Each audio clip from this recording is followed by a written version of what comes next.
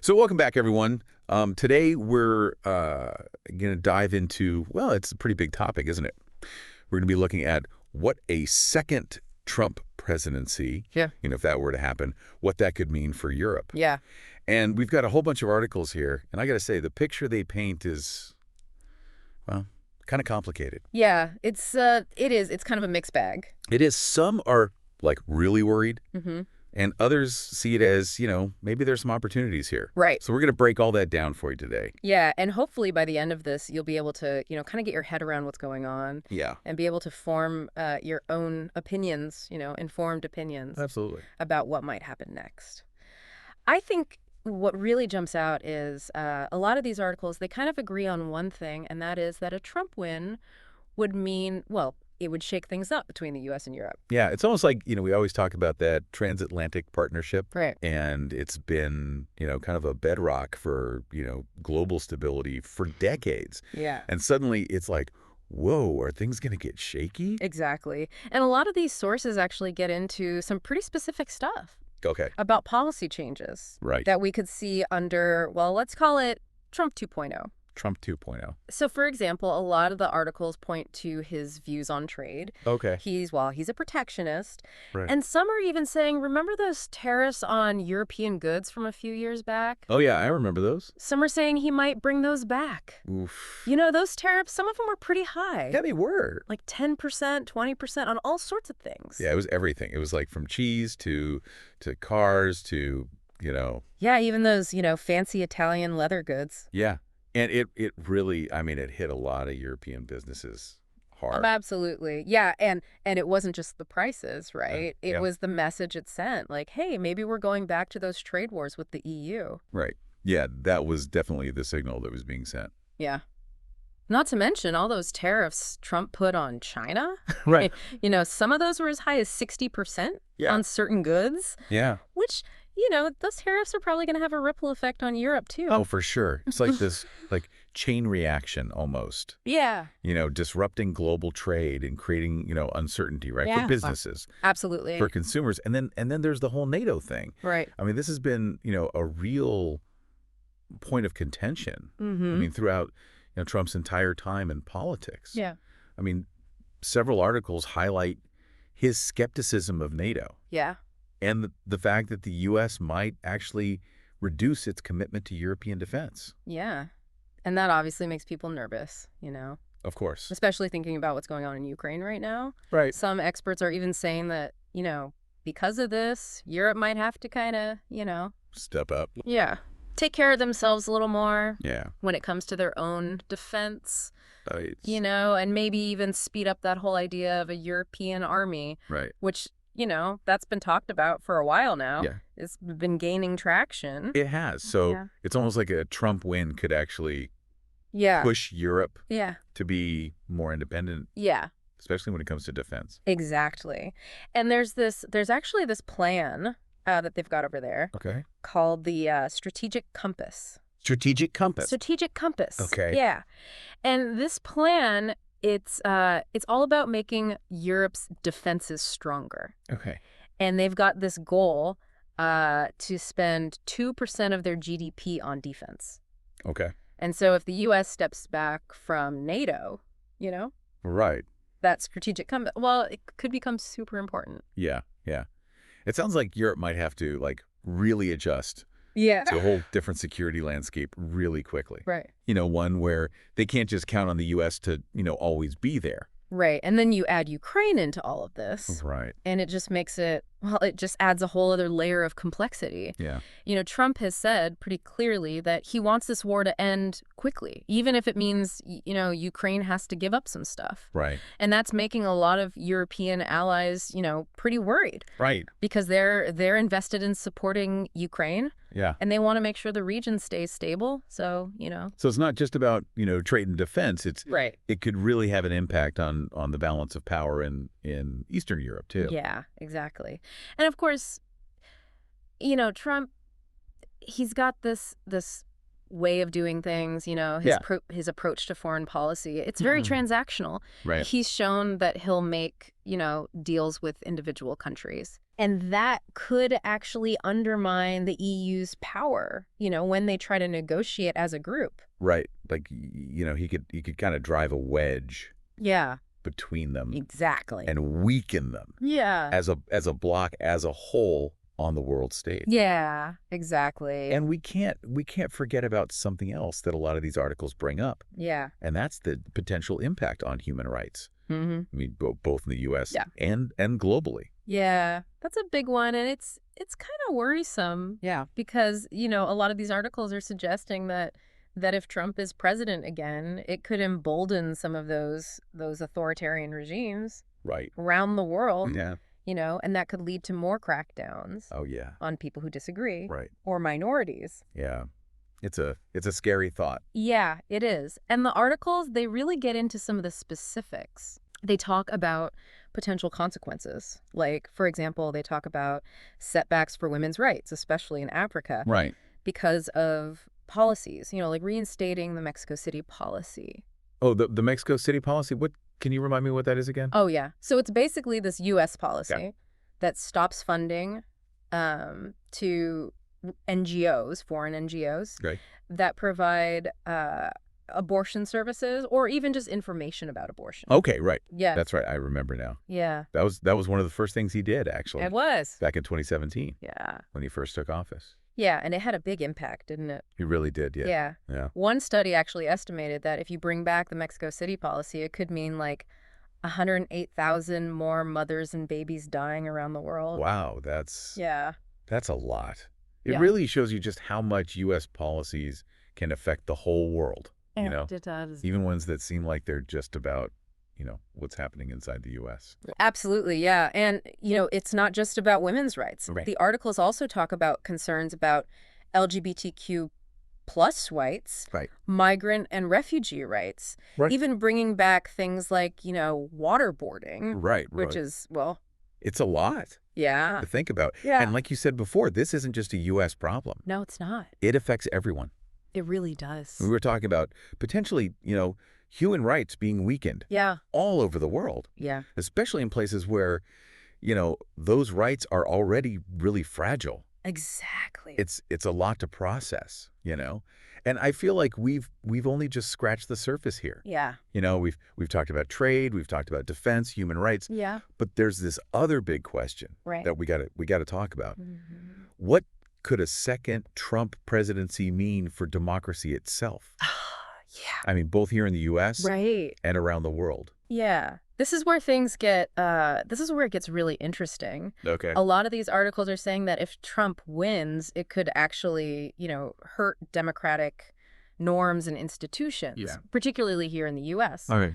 And they point to things like, weakening checks and balances, people not trusting elections anymore, Yeah. and just society becoming even more divided. And some of them even go so far as to say that it could lead to, more unrest, Right. maybe even violence. Yeah. I mean, it's to be honest, it's a pretty bleak picture that they're painting. Yeah, it is. And, it's because of things like that statistic we talked about. Right. A lot of Trump voters, I mean, like 60% to 70%, Yeah. they don't even trust U.S. elections. Yeah.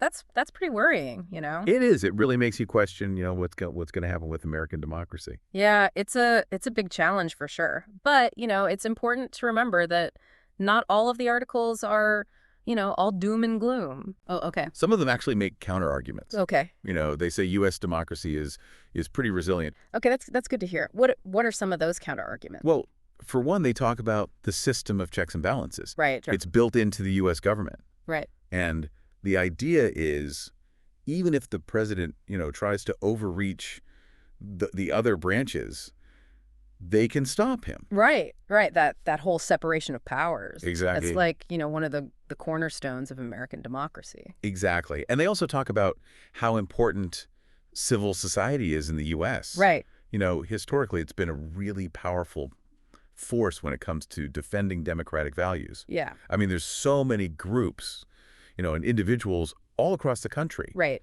who are fighting for this stuff. Right. They want people to be involved. Yeah. They want to hold the government accountable. So So there's hope that even if Trump, tries to push the limits. Right. The American people themselves might actually push back. Yeah, that's what some of these articles are saying. Okay. They also mention the federal system Right. in the U.S. Yeah. How individual states, they have a lot of power to do their own thing. Right. So even if the federal government does something controversial, Right. states can, maybe lessen the impact, Right. or even come up with their own ways of doing things. So it's not like, everything's going to change overnight. Right. There are things within the system that might help, Yeah, yeah, to balance things out a little bit. exactly. And this brings us back to that big question. Right. Will a second Trump presidency be like the end of American democracy? Right. Or will it be like a wake-up call? Right. That actually ends up making those institutions stronger. That's a question that, only time will tell. Right. But it's definitely something we should all be thinking about. So speaking of thinking about things, let's shift gears a bit. Okay. Let's hop across the Atlantic Yeah. and talk about how Europe might respond to a second Trump presidency. Mm-hmm. The articles we have here, they got a range of views, some more cautious, some surprisingly, optimistic, actually. Yeah, it seems like Europe is, at a crossroads, Yeah. kind of facing a big decision. Yeah. Some articles are worried that, what Trump might do, it could actually make things worse between the U.S. and Europe, Right. especially when it comes to, trade and security. Yeah. I mean, you can totally see how, a U.S. that's more focused on itself, Yeah. led by a president who's, questioned alliances, Yeah. it could definitely rub some European partners the wrong way, Oh, yeah. especially those that have, relied on the U.S. for security. Yeah, for sure. But some of these articles, they actually see a potential upside to this whole thing. Really? Yeah, they're saying that Trump's policies might actually force Europe to be more, Independent. Yeah, independent. To actually stand on their own 2 feet more. Yeah, That's interesting. it is, isn't it? It's almost like, the U.S. taking a step back Yeah. could actually give Europe the push it needs Yeah, to become a bigger player in the world stage. exactly. That's exactly what some of these articles are arguing. Okay. They're saying a second Trump presidency could be what finally makes Europe, more assertive, more self-reliant, Wow. less dependent on the U.S. So instead of seeing it as a threat, Right. some are actually seeing it as an opportunity Yeah. for Europe to step up and really become a global power. Yeah, exactly.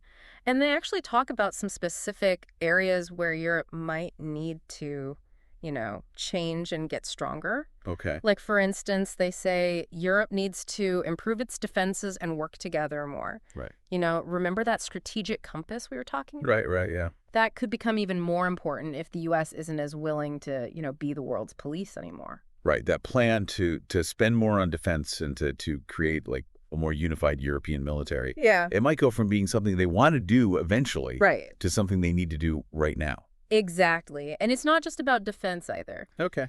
These articles, they also talk about the need for Europe to, be more independent economically. Right. They need to diversify who they trade with. Okay. So they're not so reliant on the U.S. market. Right. And maybe even, team up with other countries that share their values.